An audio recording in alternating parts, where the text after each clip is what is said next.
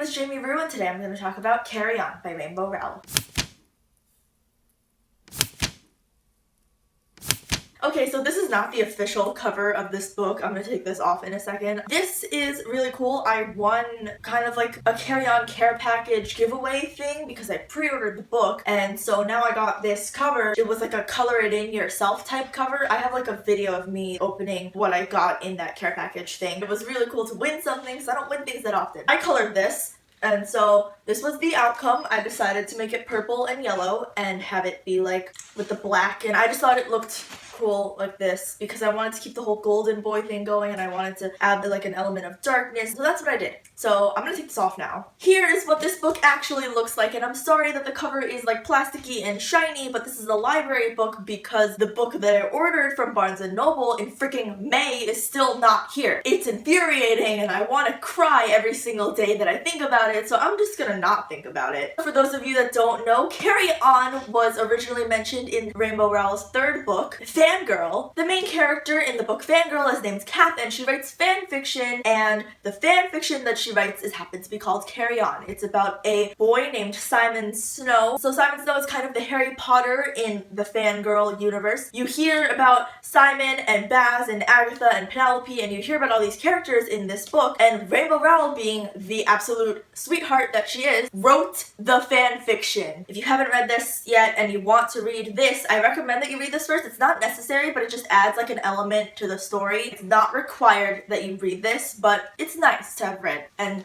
to know the backstory of it a little bit. This book is about a boy named Simon Snow who is supposedly like this chosen one, and he's going to get rid of this thing called the insidious humdrum, which is kind of like plaguing the magic universe, and it's like creating areas in the earth where just magic doesn't exist anymore. Like they just can't do anything about it, and it's weird and no one knows what's going on. And so Simon Snow is apparently the guy that's about to stop it. They attend a school. It's Watford's School for Mages or something like that is what the school is called, and they're British, and it's kind of Harry Potter-esque, but it's not Harry Potter, I promise. It's like different than Harry Potter. The interesting thing about this is that Simon kind of sucks at magic. It's kind of weird, and also he has an arch nemesis named Baz who he lives with, and Baz isn't coming back, and Baz is missing, and that's the premise of the novel. This is the last book. It's a fan fiction of the last book in the Simon Snow series, which doesn't actually exist. You see where I had to explain about Fangirl first? Yeah. So when you start reading it, you might be a little bit like, I feel like I'm reading the last book of something. Like, I feel like I might have skipped something. It's because you technically did, but like, it's fine. You catch on real fast. I really liked this book. I've read some wizarding stories, including Harry Potter. I think that some of this is more original and like hardcore than Harry Potter. Not all of it, obviously. Harry Potter is like big and cultural, and that's probably why it seems unoriginal-ish to me now, is because it's huge. This takes something that was absolutely huge and it makes it its own, and Rainbow Rowell is a genius, and I don't know why you're even a person, Rainbow Rowell. It's so good, and it's like, if you like magic, if you like Harry Potter, if you liked Fangirl, you are going to like this book because it's a lot of cute, and it's a lot of feelings. It's also a lot of angsty, I want to cry, but it's also a lot of feelings of cutesy like Rainbow Rowell normally is. So go read this. If you haven't read it, I want you to leave because I'm about to spoil everything. Oh my gosh. Okay, so when Simon and Baz finally got together, that's all I was waiting for. I was just waiting for it because I knew that Kath was gonna make that happen and I was gonna love it. And when they in the woods and Baz was about to kill himself and then they kiss, and then I'm dying, and then I melted, and I can't even form words because it was so amazing. And that was without a doubt my favorite scene from this novel, was that scene in the woods, and I'm pretty sure it was everyone's favorite scene, and don't even fight me on this because it was amazing. Anyone that didn't like that scene is the devil. And then, okay, I'm gonna stop. There were like 3 major scenes that like stand out in my mind that were amazing. That was one of them. The next one was when we find out that Simon is actually the insidious humdrum, and it doesn't make sense. Baz has kind of figured it out that Simon is the insidious humdrum, and like Simon's like, no, that's not possible because actually he's 11, and it's like Baz is like, no, that's you. And then Hampshire, and then all the magic is gone, and you just have no idea what's going on. Okay, that's the second scene. The third scene is the freaking mage, man. Oh my god. The whole time I'm just like, is the mage a good guy or a bad guy? I really can't tell. Like, I have no idea what's going on. Also, like, who the hell is was Lucy. Like, I have no idea who you are. I don't really care. It matters a lot at the end, but Lucy, I was like, I don't care about you. Oh my gosh, are you the good guy or are you the bad guy? And when you definitively find out that he's kind of the bad guy, but also, like, I think he was trying to do the right thing, but I'm not totally sure. When you find out that he is the one that caused all your problems, you're just like, oh, is Baz's family side the good people, or is it the mage's side? Like, no one is good here. No one is good. There's no black and white. It's all gray, and it starts out feeling like it's black and white, and it turns gray. That's what this book is. It's like taking black and white, and it's like melding it into gray. That's what the entire novel is. I want to know why the heck Simon and Agatha were ever dating, because there was no chemistry there. I didn't even feel like there was any love lost there. I cared zero about Agatha. Agatha could have gotten killed. Agatha could have, like, fallen off a building. I would not have cared at all about Agatha. Like, I get it, Penelope. You're friends with Agatha. Agatha didn't seem like much of a friend to anybody. I imagine that, like, in the original Simon Snow things, they were all, like, tight-knit and then they drifted apart, and this is the aftermath. I never saw any of them being friends, so I don't really know. No one seemed like they were close.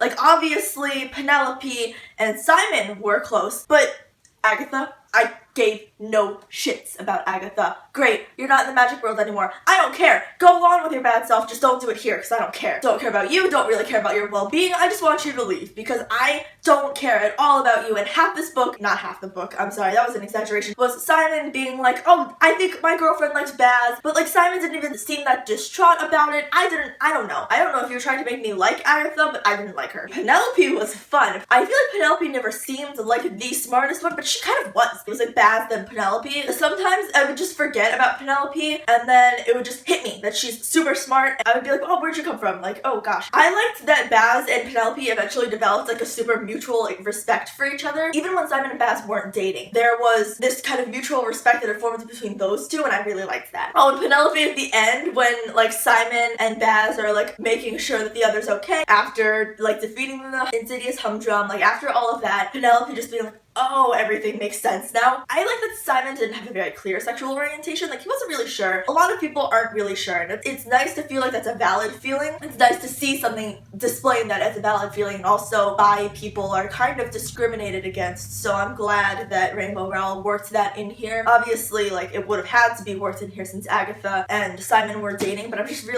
really glad that that was worked in there. Any Simon and Baz scene, all of them, any of them, cute. I don't care if they were like trying to kill each other. I don't care. They were just adorable. Oh my god. I think it's hilarious that Baz's family apparently asks no questions about the fact that the mage's heir is just like standing on their doorstep. They asked a few questions, but it wasn't like, what, frick, nothing. It was just like, join us for dinner. And also the fact that you know that Baz is in love with Simon. Heartbreaking. Just whenever they interact, I'm like, Baz, I'm so sorry. Can I do something to make you feel better? I know Simon was the main character here, but come on, who doesn't love like a tortured character, the dark one, the mysterious one? Who doesn't love that character? Baz was by far my favorite character in this book. Sorry, Simon, you were great too, but Baz was better. The fact that Baz was in love with Simon first and Simon eventually starts to like Baz once he starts hanging around him, I love that. I love everything about this novel. Everything was done so well. Like, I can't even put it all into one video without making it go on forever, but it was intricate and it was so obviously slaved over. Like, no one can write and have all these plot lines eventually meet up without having edited painstakingly or like plotted or whatever. I don't know if Rainbow Rowell plotted this novel, but it was so good. Anyone that doesn't like this book, I don't know if I could be your friend. I don't know if I can even talk to you if you don't like this book. Because do you have a heart? Do you have any form of a soul if you don't like this book? I don't know. What kind of name is Basilton? And what is Tyranius? Why would you do that to your kid? You know how I was making fun of Beaufort in Stephanie Meyer's new book, Life and Death, Twilight Reimagined? Beaufort? Yeah, why would you name your son Tyranius Basilton Grim Pitch? What's wrong with you? A lot of this was similar to Harry Potter. I cannot say that it wasn't. But what I really liked about it was that it was absolutely not Harry Potter. Like, you can take it and you can pick it apart and you could be like, oh, they're going to wizarding school, that's like Harry Potter. There's this kind of like one that's meant to save the world, that's Harry Potter.